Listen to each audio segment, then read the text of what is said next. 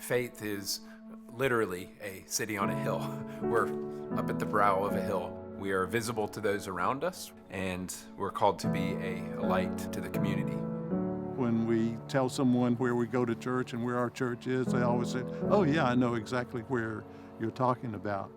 Watkinsville was mostly a farming area with lots of empty land, and over the last 20 years has grown into a place where families look to move.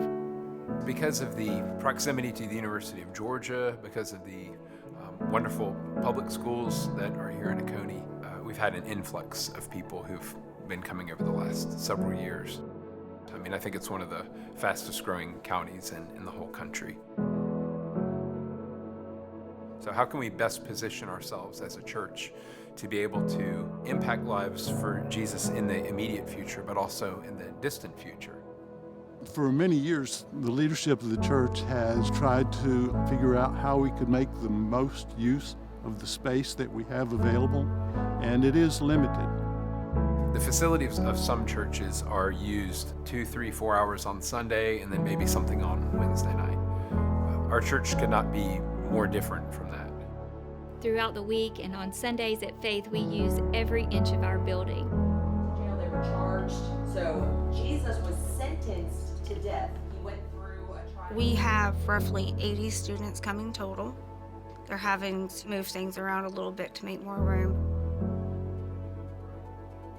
We're reaching people that may be overlooked. We're reaching people who may keep themselves in the shadows simply because they are in a new place or because they don't know the language well.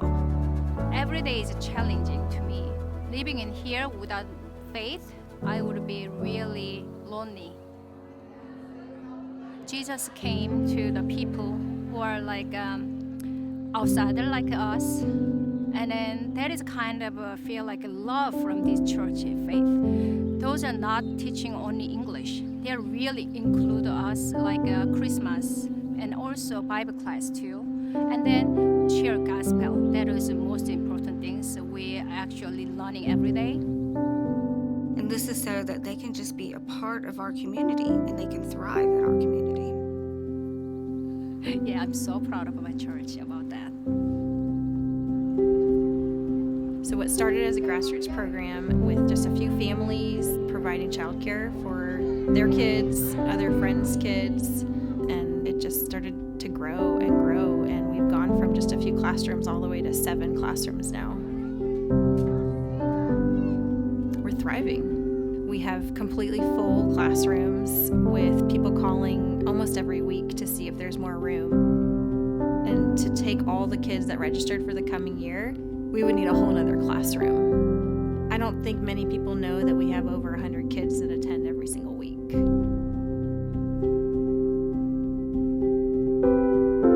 Our teachers are so good here, and they do their very best every single day to love these kids. Kids are hard. We take them all. We take challenging kids. We take kids that have gotten kicked out of other programs. We take kids that don't speak any English, and we love them while they're under our care. And all I can think is that when we've had a particularly hard day with a child, we gave that mom a break for just a few hours. And that's worth it. It's worth it to serve people in that way.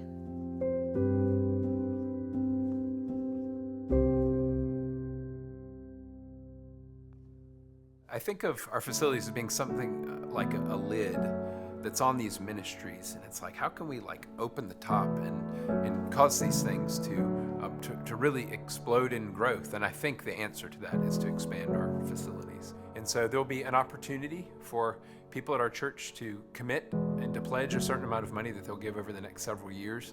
The amount that we're seeking to raise is $3.5 million. And God willing, that should be enough money to put up the new building and then to come into the third phase as well, which is the expansion of the sanctuary. The fellowship hall will provide several areas where we can serve people, where we can carry out our church ministries. The new building would allow for us to have separate spaces where the children's ministry would be in the education wing, and adult Sunday school classrooms would be centralized more into the new building, allowing for us to expand what we're doing with children who are 5 to 11 years old, growing some of our Sunday school classes and some of our small groups with them.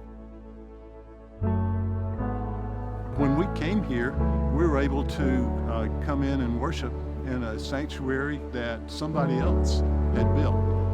No one asked us to help pay for it. And I think that we have an opportunity now to provide for the next generation of believers in faith. In 3 years, Faith will be 50 years old. My dream would be for this to be complete by the time Faith turns 50 years old. God has blessed this church enormously for half a century, and how exciting to be positioned right at that 50-year mark as we move into the next half century, into saying, let's watch how God works over the next 50 years.